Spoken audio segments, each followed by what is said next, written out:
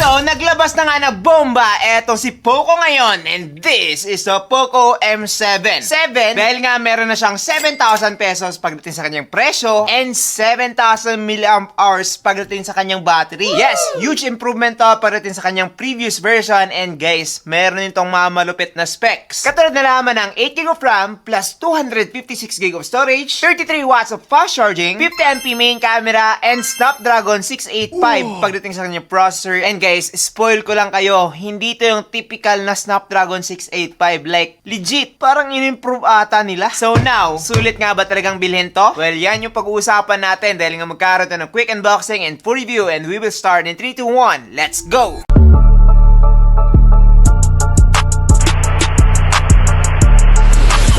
Yo, what's up guys? I'm JP and this is JTeen TV. Before we proceed, I just wanted to know na meron tayong ongoing giveaway ng 3 Samsung ngayong September. Hindi ko na mahawakan. A16, A07, and the Tab A9. So kung gusto nyo yun, subscribe lang and follow the mechanics. Now, back to this phone. As you can see, yung typical lang na box ng Poco. Dito guys, makikita nyo na meron na siyang RAM at ROM na 8256GB. And dito naman sa side, makikita nyo na powered by Xiaomi HyperOS po siya. So, hindi pa rin talaga nag-break up si Poco and Xiaomi. Under pa rin sila ng Xiaomi, guys. Now, dito makikita natin yung kanyang mini box. Sa loob nito, guys, nakalagay yung kanyang mga paperworks and yung kanyang jelly case. Hindi na po to clear case, and para sa akin, mas maganda talaga siya.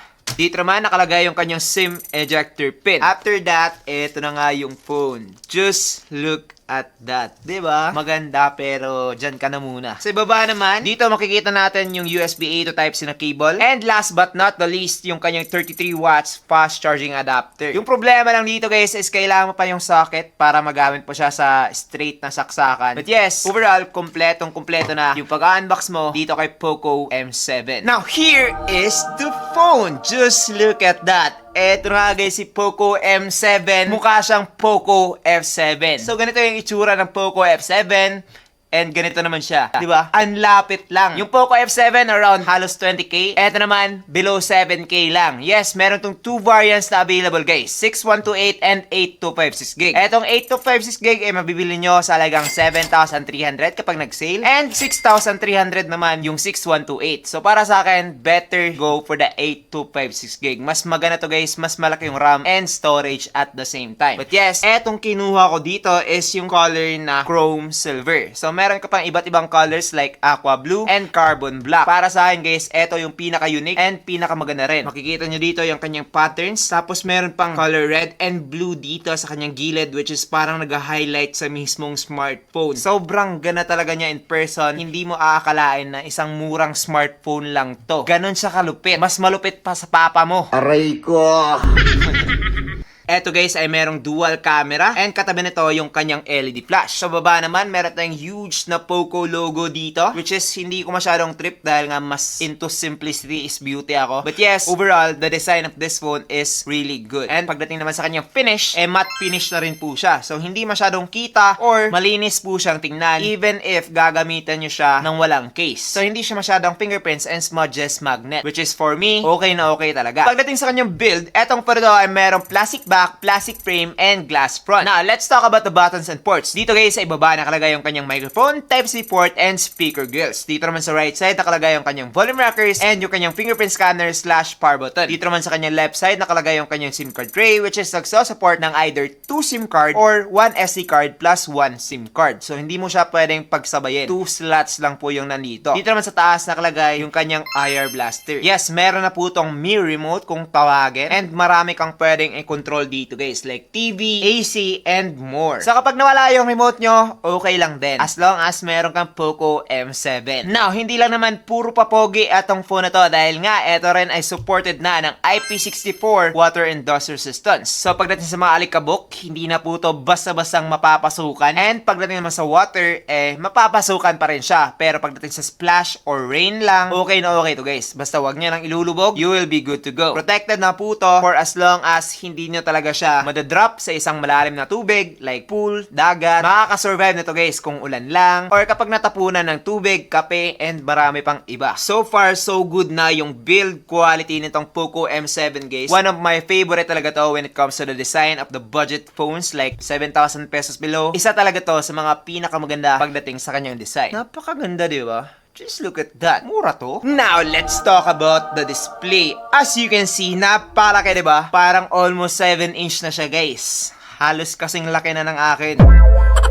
Ito ay meron ng 6.9-inch IPS LCD display with 1080p Full HD Plus resolution and up to 144Hz refresh rate. Yes, ganun kalupit, ganun kabilis yung refresh rate nitong Poco M7. And guys, I think isa to sa mga napaka-smooth talaga when it comes to scrolling, swiping, pagdating sa mga budget phones below 7,000 pesos. Legit, napakabilis niya po kapag kayo ay mag-scroll sa inyong mga social media like Facebook, YouTube, wala na tong delays or lags. Kaya naman for me, kung gusto mo na isang napakabilis na smartphone, 144Hz na, well definitely isa to sa mga mararecommend ko at this price point. Now, when it comes to the resolution naman, 1080p is enough for me. Kaso lang, mas maganda sana kapag mas sharp pa siya since malaki rin yung kanyang display. 6.9 guys, halos phablet na siya. Pero yes, I think marami talagang mag-e-enjoy dito, especially yung mga mahilig manood ng mga movies. Nako po, it can go up to 850 nits na pagdating sa kanyang brightness. Kaya naman, bright na rin po yung display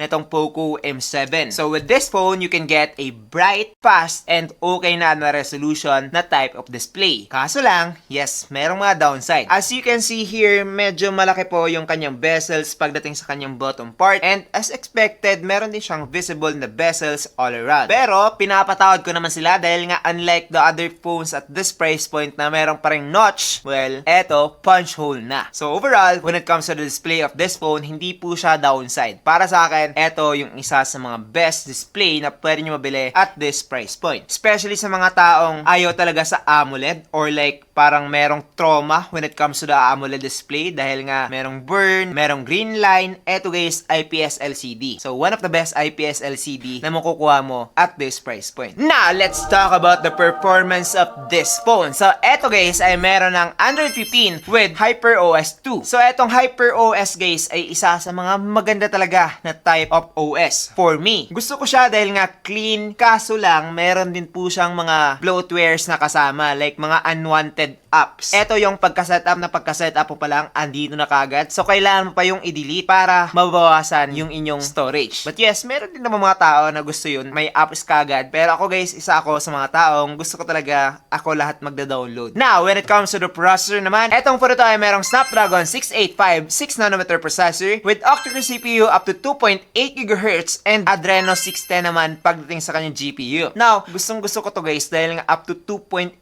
GHz na po siya. So, malakas na po siya. Wow. And napatunayan din to pagdating sa kanyang Antutu benchmark which is nakakuha na ng almost 500k. Yes, 496,000 pagdating dito guys. And napaka-surprising na to dahil nga supposed to be hindi umaabot ng 400k yung Snapdragon 685. Yung G100, G200 yung umaabot ng ganun. But yes, so far, mas malaki pa siya sa mga na-review ko na G100 and G200. So, sinerch ko to, nag-research ako dito, and sabi, transmuter daw dahil nga sa kanyang OS na HyperOS. So, nakakatulong daw to. Plus pa natin yung 8GB of RAM niya. Kaya yung result nun is malaking score pagdating sa Antutu benchmark. Now, syempre, hindi lang tayo nag-stop doon. Naglaro din ako dito guys ng iba't ibang games like Mobile Legends, Hawk, and Call of Duty. Dito sa Mobile Legends, meron na po tayong Ultra Graphics with super refresh rate. And so far, so good na yung Mobile Legends with this phone. Yes, smooth na po siya, playable na playable, and I think mag-e-enjoy na talaga kayo with this phone playing Mobile Legends guys. Especially kapag malakas yung wifi nyo, malakas din pong sumagap ng signal etong si Poco M7. Pero kapag data naman, yes, 4G lang po siya. Kaya naman, kapag gusto nyo talaga ng 5G smartphone at this price point, hindi nyo yan mahanap with this phone. Bihirang-bihira lang po talaga yon mangyari. And so far, yung kanyang processor dito sa isang 7,000 pesos na smartphone is pretty good. And nasabi ko naman yun agad pagdating dito sa Mobile Legends. Like, okay na talaga siya. Dito naman sa Call of Duty, meron Meron po tayong very high graphics and medium frame rate. Pero pwede rin nating i-high yung kanyang frame rate dito. Pero magiging medium din yung ating graphics. But so far, dito sa Call of Duty guys, playable na rin to. With this phone, makakapag-backbackan ka na talaga ng maayos. Kaso lang, the only downside here is that hindi po siya katulad ng ibang mga smartphone at this price point na meron ng dual speaker. Etong po ito guys ay meron lamang single firing speaker, which is umaabot ng 200%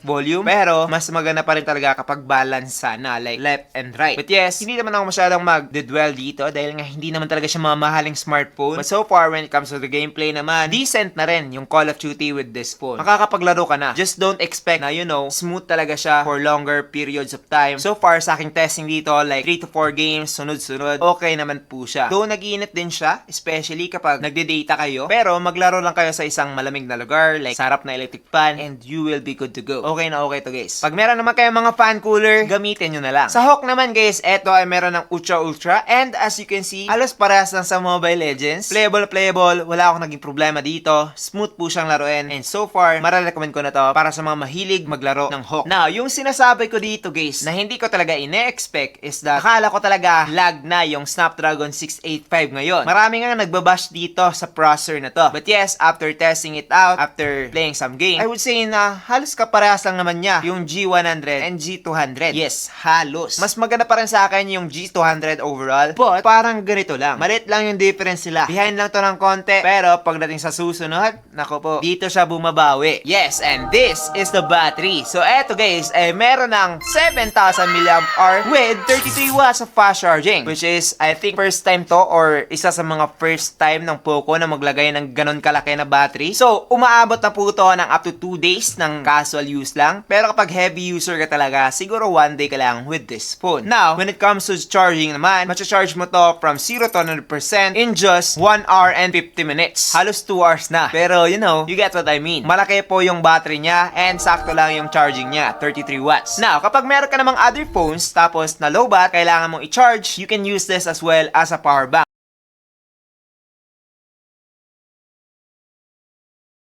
So, meron na po tong 18 watts na reverse wired charging. One of the faster reverse wired charging na na-try ko dahil nga yung iba 10 watts lang. Ito, 18 watts na. So, fast charging na rin siya. So, overall, the battery of this device is really one of the best pagdating dito sa presyong ganito. Now, let's dive dito sa kanyang camera. So, eto guys, ay merong 50MP main camera and auxiliary lens dito sa kanyang likod and 8MP selfie camera naman. It can take photos very well. Meron kang option kung natural ba or beautify. And so far, napakaganda ng color production nitong phone na to. Yes, especially sa kanyang selfie camera guys, hindi ko ina-expect na ganito ka-clear, ganito kaganda yung resolution, and maganda na rin yung aking skin tone or colors. So, para sa akin, kuhang-kuha niya talaga yung tamang mekos-mekos pagdating dito sa kanyang selfie camera. Ngayon, sa kanyang back naman, yes, medyo mas saturated siya compared sa kanyang selfie. And also, especially kapag gabi, medyo lacking talaga yung kanyang details. Even with the night mode on, hindi talaga masyadong clear or sharp yung makukuha mong photos with this one. But, depende po yun sa lighting. Dahil nga kapag meron kang enough lighting using this phone, maganda talaga yung mga shots na makukuha mo. So, in short, maganda po siya kapag maliwanag and hindi naman masyado kapag madilim. Now, comparing it naman pagdating sa mga other phones at this price point, I think na dikit din pagdating dito sa kanyang camera guys. Makaka-compete na rin to. So, kapag Poco lover ka talaga and nagdadwell ka kung eto ba or yung makapresyo niya, I think hindi ka rin magsisisi kapag ito yung pinili mo talaga dahil nga of course Poco fan ka. Tapos maganda na rin yung mga pinoprovide na specs when it comes to the camera and other things. Ngayon sa video naman guys, ito ay makakakuha na ng 1080p at 30fps both main camera and selfie camera. And ngayon try natin. So eto naman guys yung video quality using the Poco M7. Ano sa tingin nyo? Okay ba?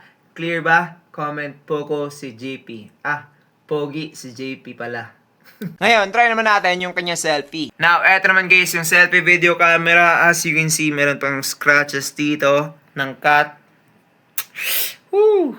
Comment down below kung ano sa tingin nyo. Now, the video quality of this phone is pretty okay. Pero, yung kanyang audio quality naman is not that good. Yes, medyo ma-echo para sa akin yung kanyang back video. Narinig nyo ba yun? Pero yung kanyang selfie naman is pretty okay. At least, now you know. Para sa akin, pagdating dito sa kanyang video guys, marami pang mas better dito pagdating sa audio and other things. Pero sa kanyang color production naman, I think mas natural and mas maganda talaga yung color ko. Especially pagdating sa kanyang selfie video camera. So for me, the camera of this phone is still decent and hindi pa rin nagpapahuli compared sa mga other brands na nagre-release. Maganda na to guys for its price. I just think na medyo nag-downgrade to ng konti compared sa Poco M6 na meron ng 108MP. But yes, overall, okay pa rin naman ako sa kanyang mga results. So for me, goods pa rin siya. Overall, the camera of this phone is okay na okay pa rin talaga for its price. Yes, nag-downgrade siya pagdating sa megapixels compared sa Poco M6. But forget about that. Hindi naman talaga megapixels yung pinag-uusapan palagi. We're talking about the results, kung paano siya pre-process. Dahil nga hindi naman talaga megapixels lang yung dapat basihan. Yung software optimization din is isa sa mga rason kung bakit maganda or pangit yung result ng isang photo or video. Which is, para sa akin guys, maganda na talaga yung photo and video na to. The only downside lang overall is, I think, yung kanyang mic pagdating sa kanyang back camera. The rest, okay na for its price. Overall, mararecommend ko ba etong si Poco M7? Well guys, it depends. Kung gusto mo na isang napakagandang smartphone, mamahaling tingnan, maganda na rin and mabilis na type of display, tapos IPS pa. Hindi ka na matatakot pagdating sa burn, green line, mga ganon. Tapos okay na rin na processor and decent na camera. I think na okay to, especially kapag makukuha mo siya on sale. Like yung sinabi ko kanina, 7.3 pagdating sa 8256K and 6.3 naman pagdating sa kanyang 6128. At that price point, napaka-competitive na to. Halos ganyan lang sila ng iba't ibang mga brands. So kung gusto mo na isang Hyper OS na smartphone, maganda, malinis, smooth, will definitely get this one. Pero sasabihin ko muna yung mga ibang hindi ko nasabing downside. So unang-una guys, as you can see naman, wala po siyang 3.5mm port. So kapag wired earphone user ka talaga, say no to this one. Also, wala siyang certification pagdating sa pagiging drop resistant. So kapag gusto mo yung itapon-tapon mo lang yung smartphone mo, say no to this one. And lastly, kapag gusto mong gumamit ng 2 SIM card plus 1 SD card, hindi mo yan magagawa with this one. Either 1 SIM card lang, SD card, or 2 SIM card lang yung pwede mong gamitin. So yun lang naman so far yung mga cons nitong phone na to. But for me, it's still a very solid smartphone for its price. Malaki yung storage niya. Okay na rin yung iba't ibang aspeto niya. Kaya naman, kung gusto niyong bumili, maglalagay na lang ako ng link down below para makakuha kayo ng sale. Tapos, legit yan. Ayaw ka naman ma-scam kayo, sayang yung pera nyo. So guys, make sure na lang to check the link in the description box. So yun na naman, that's pretty much it for this video. I hope na nag-enjoy kayo. I am JP and this is JTing TV. Thank you for watching and God bless. Bye-bye.